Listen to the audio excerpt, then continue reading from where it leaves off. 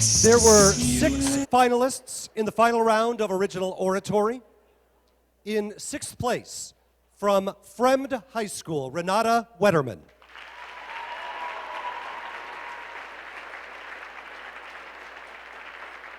In 5th place, from Palatine High School, Payal Malik.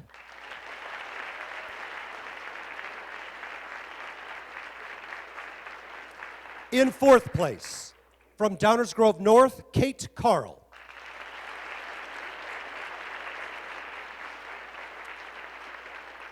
In 3rd place, from Downers Grove South, Dara Puvar.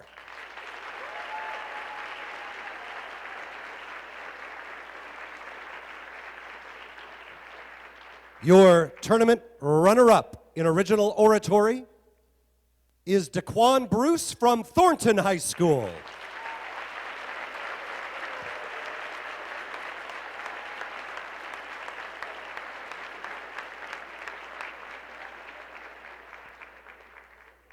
And your tournament champion is from Glenbrook South High School, Elizabeth Wu.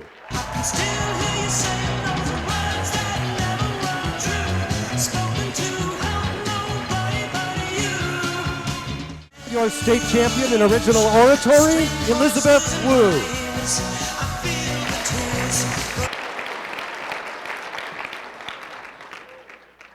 On May 8th of last year, U.S. Representative Michelle Bachmann became a Swiss citizen. Sort of. Since her husband's parents are from Switzerland, the Swiss government offered dual citizenship to the Bachmann family. Just 3 days later, after an outcry from her conservative base, Bachmann turned down the offer, saying, "I am and always have been 100% committed to the United States of America." Clearly, she doesn't like chocolate or watches. Or subtlety. In her eyes, it wasn't a symbolic gesture from her husband's homeland. It was somehow an attack on her American identity. However, as explained by Stephen Walt in Foreign Policy in November 2011, what we need is a more realistic assessment of America's true character and contributions to the world. Since the end of the Cold War, the world has shrunk. Technology, open borders, the information age, all of these things have created a global community. Yet while we help create this exciting time in history, Americans still reflexively think of ourselves as separate from other nations. But it's time we embrace being citizens of the global community, because it is our responsibility to improve and guide the changing landscapes of our world.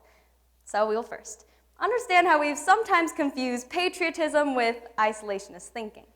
Next, we'll explore the benefits of becoming global citizens, before finally looking at what it means to be a global citizen and how it will not only help us, but the world. I have been fortunate enough to experience living in both Paris and Finland while being raised in the US in a Korean family. As a result, I got to celebrate a lot of holidays, from Thanksgiving to Mosquito Swatting Day to 어린이날 to La Toussaint. But these perspectives have also made me aware of just how and why some of us alienate other countries and cultures. As Elizabeth Lesser, founder of the Omega Institute, explains in her TED Talk, Take the Other to Lunch, in December 2010, we tend to otherize, or purposely separate two countries. Think of the way we raise money for developing countries, using imagery of sick or suffering children. Despite our charitable intentions, it contributes to otherizing. We don't do the same thing for American children. Take the campaigns for St. Jude Hospital. In them, children are obviously ill, but still smiling and participating. As we continue to otherize, we miss out on the human qualities that we all share. It's understandable why we do this. The United States was, for a long time, one of two global superpowers, and after the fall of the USSR, the only. Now, with the rising influence of Asian and South American countries, there's a fear that America is no longer great. Thomas Friedman and Michael Mandelbaum explained in Foreign Policy in November 2011 that Americans are becoming more insular, more protective. But this doesn't make us more exceptional, just more isolated. As Michael Ignatieff of the New York Review of Books in 2012 claims, affirming that America is exceptional has become the test of patriotism. We continue to prop up the outdated image of exceptionalism, needlessly disregarding our surrounding countries. The other day, as I was describing my trip to Paris, my friend interjected with rather condescending remarks about the French. Frankly, I was confused because not only was she saying this over her baguette sandwich, but she had also used the word cliché, which is French. Aside from not realizing where her words or meals come from, she's also ignoring two crucial benefits to embracing our global citizenship. To begin, we have the ability to enrich the economic facilities of numerous countries, as well as ours. Stanislas de Cartesize, President and Chief Executive of Van Cleef & Arpels, states in the New York Times on April 22, 2012, that he attributes his success to respecting cultural differences because it helped to sell to the world. Or take Hollywood, which epitomizes success by accepting diversity. It grows by catering to viewers everywhere, which explains why Will Smith is as recognizable in Beijing as he is on the streets of Bel Air. Additionally, Madeline Green of Nassau claims global citizenship will build bridges to solving our biggest puzzles. For example, physics has been one of the most globalized of professions. A 2012 article from the Scientific American tells how Eliezer Rabinovich, a theoretical physicist, was able to get Arabs, Iranians, Turks, and Israelis to agree to build a particle accelerator, following the footsteps of the countries responsible for the Higgs boson. It's like the perfect model UN conference. Every country has separate methods for attaining the same goals, but we can achieve them more easily together. My friend Noor is the perfect example of global citizen. From discussing the crisis in the Middle East to watching Al Jazeera News in her free time, to remarking about the German toilets used at the library. But she also reminds me what it means to be a global citizen and how it will change all of us. Author and philosopher Nell Noddings defines a global citizen as someone who values the lives of all people, not just those of our own nation, and understands that today's challenges cannot be solved by one country alone.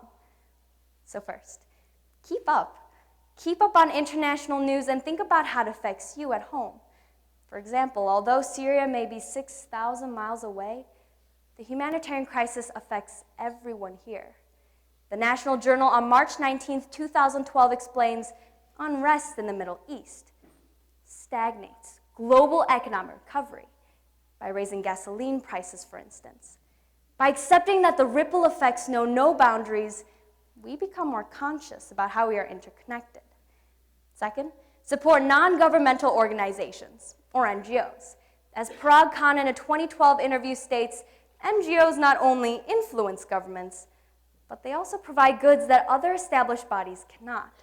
By supporting NGOs such as Amnesty International or Doctors Without Borders, we encourage cross-cultural learning and collaborate on issues from education to scientific innovation.